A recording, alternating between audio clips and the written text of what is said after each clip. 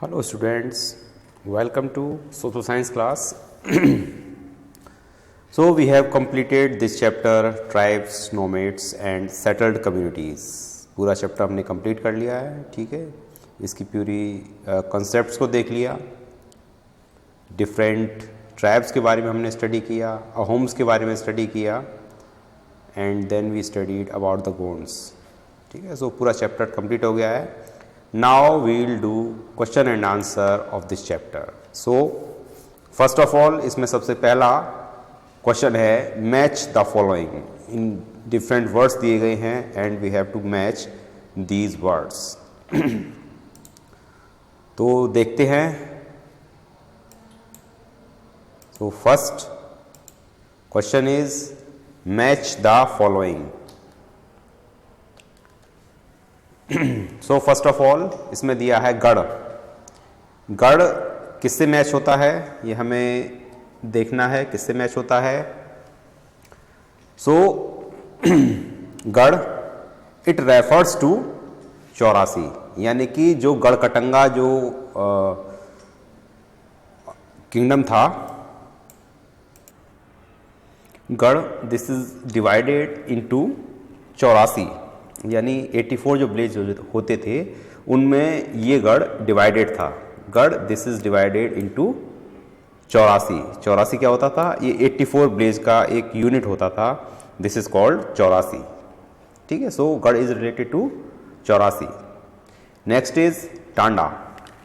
Tanda it is related to karwan, यानी कि जो बंजारा होते थे उनका जो कारवा होता था इट इज कॉल्ड टांडा, ठीक है।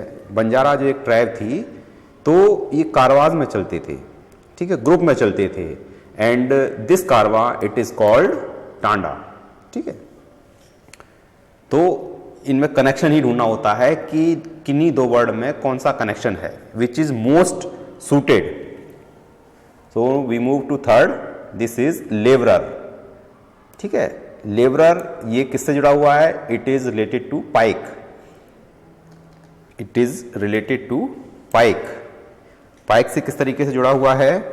That we have studied in the Ahoms. जो फोर्स लेबर होते थे अहोम के किंगडम में, अगर अहोम की ट्राइब की बात करेंगे तो अहोम में जो फोर्स लेबर होते थे दे वर कॉल्ड पाइक्स, ठीक है। और ये पाइक्स डिफरेंट वर्क्स करते थे, डिफरेंट काम करते थे, एक तरीके से लेबरर होते थे, सर्वेंट होते थे ये। दीज आर फोर्स्ड लेबरर, ठीक है। और इनको जो है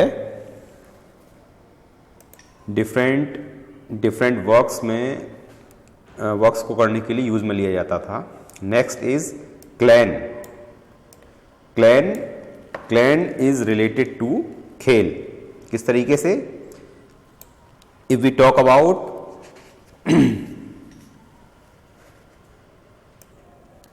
जो अहोम की सोसाइटी थी, it is divided into clans and these clans this are called khels, यानी अहोम की सोसाइटी में ये खेल्स क्लैंस को खेल्स कहा जाता था इन अहोम्स सोसाइटी, ठीक है। जिस तरीके से जो गोंड की सोसाइटी थी इट इज़ डिवाइडेड, उसी तरीके से अहोम की society it is also divided and these clans are called खेल्स।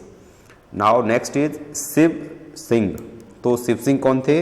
Shiv Singh ये अहोम की ट्राइब से थे और इन्होंने जो हिंदू धर्म था इसको अडॉप्ट कर लिया था। So Shiv Singh belongs to Ahom state, okay. Next is Durgavati. जिस तरीके से अहोम की स्टेट से शिव सिंह थे, शिव सिंह अहोम के एक राजा थे, उसी तरीके से दुर्गावती ये जो गोंड्स ट्राइब थी उनका जो स्टेट था गढ़कटंगा, उसकी ये रानी थी, ठीक है। सो दुर्गावती ये गढ़कटंगा से रिलेटेड थी और ये शिव सिंह ये अहोम स्टेट से रिलेटेड थे। Now we come to the next question, this is fill in the blanks. हमें ये जो भी ब्लैंक्स हैं इनको फिल करना है। First is the new castes emerging with in varnas were called, यानी कि वर्णों से जो नई कास्ट निकली हैं What will be called these? These will be called जातीज, यानी कि the new castes emerging within varnas are called जातीज। ठीक है, इनको जाति कहा जाता था। वर्णों से जो नई कास्ट निकली इनको जाति कहा जाता था। Question B is fill in the blanks were historic works written by the Ahoms। Ahoms ने जो हिस्टोरिक वर्क्स लिखे थे उनको क्या कहा जाता था? So these are called बुरंजीज। We have discussed in the book when we studied about the Ahoms। जब हमने अहोम की स्टेट के बारे में हम डिस्कस कर रहे थे तब हमने इसके बारे में देखा था। These are बुरंजीज। Here you can see, I'll mark this, these are बुरंजीज। ठीक है, हिस्टोरिकल वर्क्स नोन एज बुरंजीज। ठीक है, also रिटिन first in the Ahom language, और इसके बाद इनको आसामीज में भी लिखा गया था, आसामीज में भी कन्वर्ट किया गया था। So now we will move to the next question. It is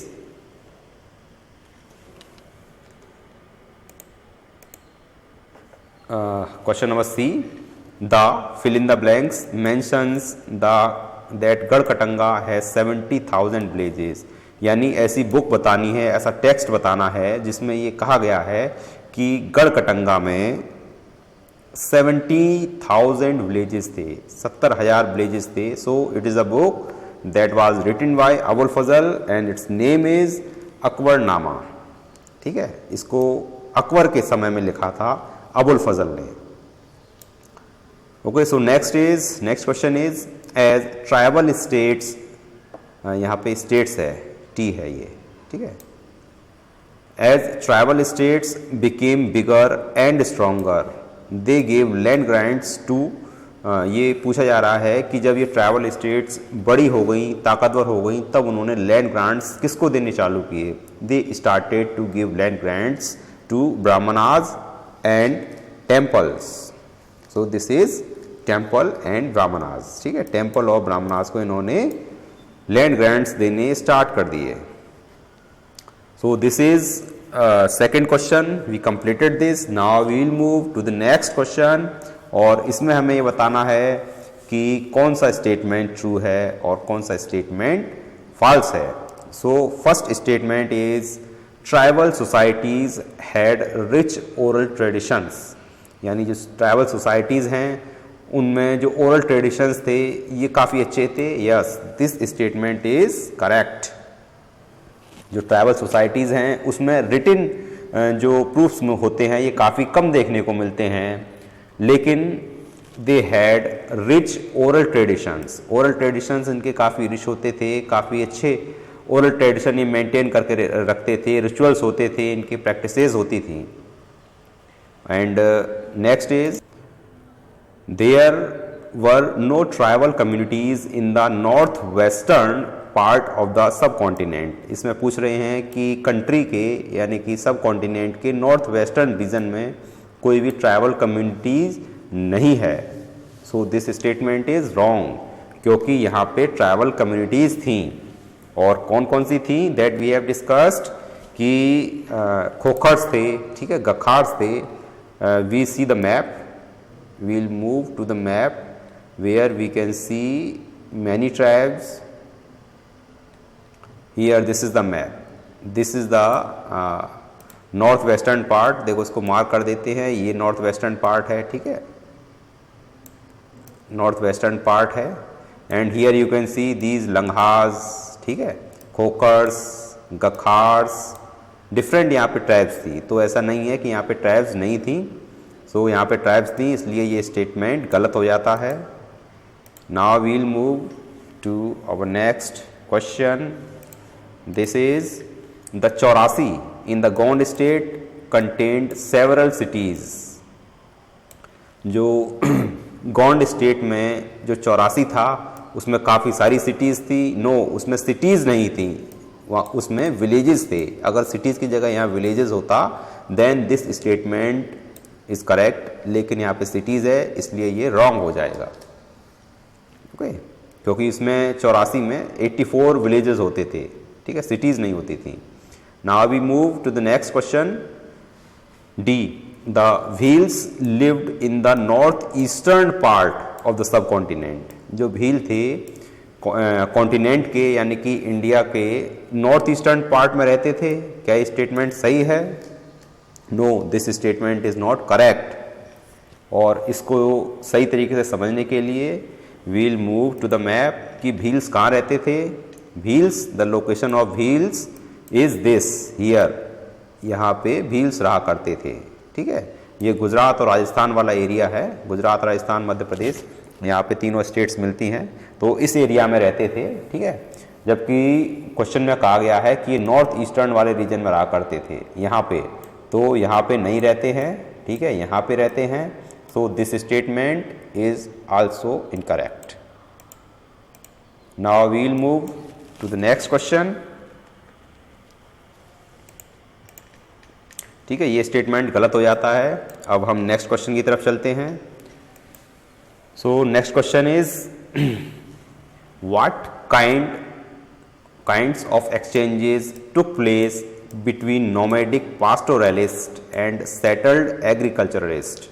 यानी कि नोमैडिक कहते हैं घुमक्कड़ लोग जो होते हैं, जो घूमते रहते हैं, और पास्टोरलिस्ट मीन्स जो जानवरों को चराते हैं। ठीक है, और सेटल्ड एग्रीकल्चरलिस्ट यानी कि जो एक जगह पर रह के एग्रीकल्चर करते हैं, कृषि करते हैं। तो इनके बीच में कौन सी चीज़ इसका एक्सचेंज होता था।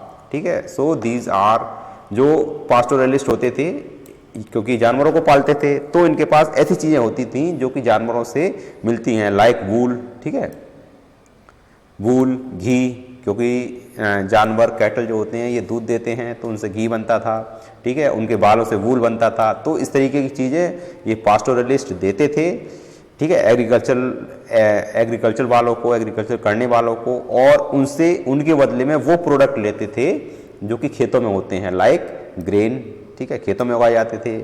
ठीक है, क्लॉथ्स, ये कपास से बनते थे। ठीक है, कॉटन से, अटेंसल्स एंड अदर प्रोडक्ट्स, ये इनसे लेते थे और इनको ये चीज़ें देते थे। So now we move to the next question that how was the administration of the Ahom state organized. Ahom की स्टेट का एडमिनिस्ट्रेशन किस तरीके का था, किस तरीके से बनाया गया था। जो अहोम स्टेट थी, इसमें जो फोर्स्ड लेबर थे ये काम करते थे। फोर्स्ड लेबर को पाइक कहा जाता था। These are called paiks. अभी हमने जो फर्स्ट क्वेश्चन किया था उसमें हमने डिस्कस किया पाइक।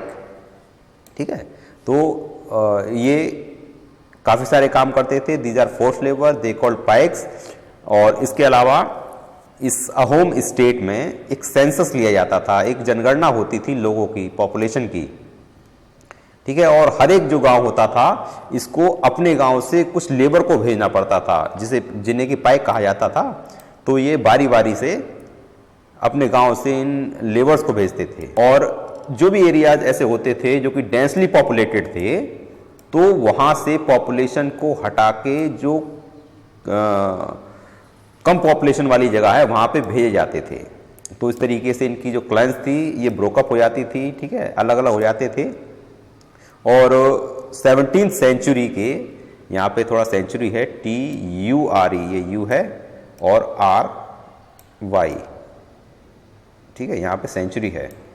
17th सेंचुरी के फर्स्ट हाफ में ही ये सेंट्रलाइज्ड हो गए थे, यानी कि इनका सेंट्रल एडमिनिस्ट्रेशन हो गया था। So we have completed up to question number 5। Next class में हम इसके आगे का करेंगे, क्योंकि वीडियो लेक्चर काफ़ी लंबा हो जाएगा। ठीक है, ओके, थैंक यू।